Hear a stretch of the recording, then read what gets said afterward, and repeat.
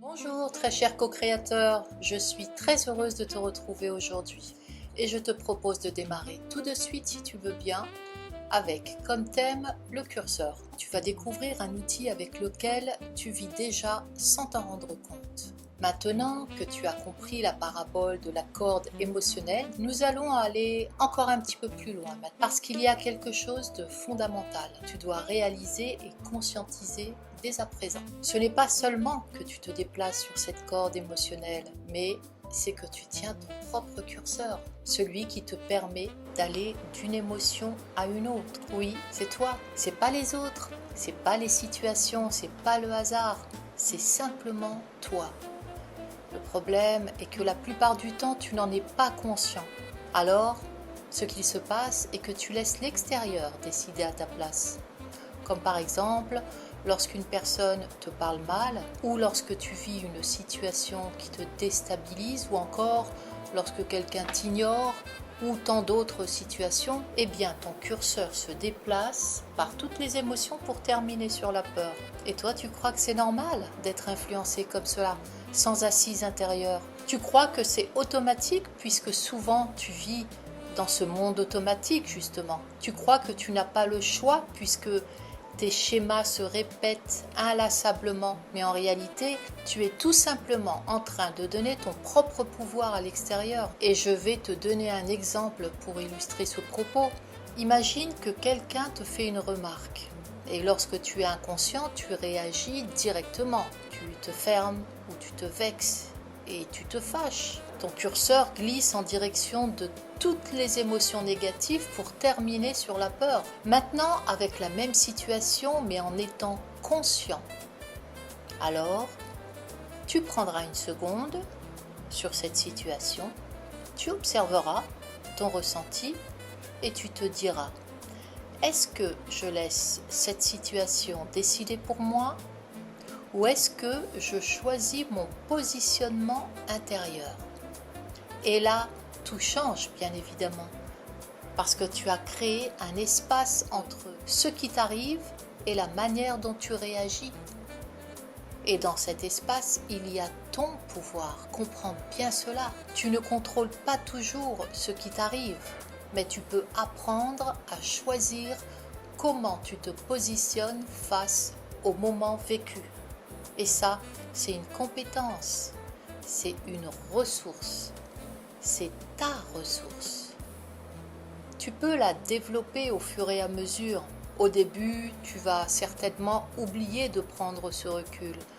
Tu vas réagir et c'est tout à fait normal. Mais plus tu prendras conscience et plus tu pourras récupérer ton curseur. Et petit à petit, à mesure de ton raisonnement intérieur, tu arrêteras de subir, tu commenceras à choisir et cela change tout. Au départ, ta vie extérieure ne change pas, mais c'est ton expérience intérieure, elle se transforme complètement. Donc à partir d'aujourd'hui, je veux que tu gardes ça en tête. À chaque fois que quelque chose te touche, pose-toi cette question. Est-ce que je suis en train de subir mes émotions ou est-ce que je suis en train de les choisir? Même si au début tu n'arrives pas à changer, le simple fait de voir que tu as ce choix, c'est déjà commencer à reprendre une partie de ton pouvoir.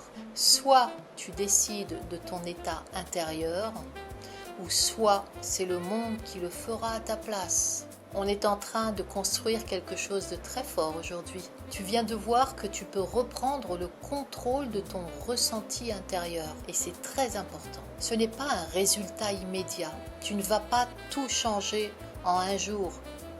Mais tu vas commencer à voir et surtout ressentir le changement intérieur. Au fur et à mesure que tu appliques ces exercices à l'extérieur, tu conscientiseras de plus en plus et tu constateras par la même occasion que cet angle de vue semble plus productif et plus agréable. Donc voici quelques questions qui t'aideront à faire de l'introspection active. Première question. Est-ce que tu peux observer tes réactions sans agir immédiatement lorsque tu es face à une situation délicate? Écris ça sur une feuille et puis laisse-toi de la marge pour pouvoir écrire tes ressentis au fur et à mesure des jours de la semaine. Parce que ce que tu ressens aujourd'hui ne sera pas ce que tu ressentiras demain. C'est-à-dire qu'on évolue toujours, surtout lorsque l'on travaille intérieurement. Deuxième question. Qu'est-ce que cela change en toi lorsque tu prends du recul? Lorsque tu appliques ces exercices, qu'est-ce que cela change en toi? Note, écris, je me sens comme ça, moins ceci, plus cela. Donc pense à noter sur une feuille tous ces ressentis. C'est important d'écrire. Je te conseille d'écrire avec un stylo et un papier, ne prends pas d'ordinateur. Et voici la dernière question. Quelle réaction tu aimerais transformer lorsque tu te souviens de toutes tes réactions désastreuses précédentes avec un tiers ou une situation que tu regrettes amèrement? Comment tu aurais aimé que cette situation se déroule? Qu'est-ce que tu aurais aimé transformer, changer? Donc prends ton temps pour te poser toutes ces questions, c'est très important. Prends ton temps. À présent, tu viens de découvrir que tu peux reprendre le contrôle de ton état intérieur en arrêtant de subir et en commençant à choisir. Et maintenant, nous allons aller encore un petit peu plus loin, parce qu'au-delà de ton positionnement intérieur, il existe un autre levier fondamental, l'endroit où tu diriges ton attention.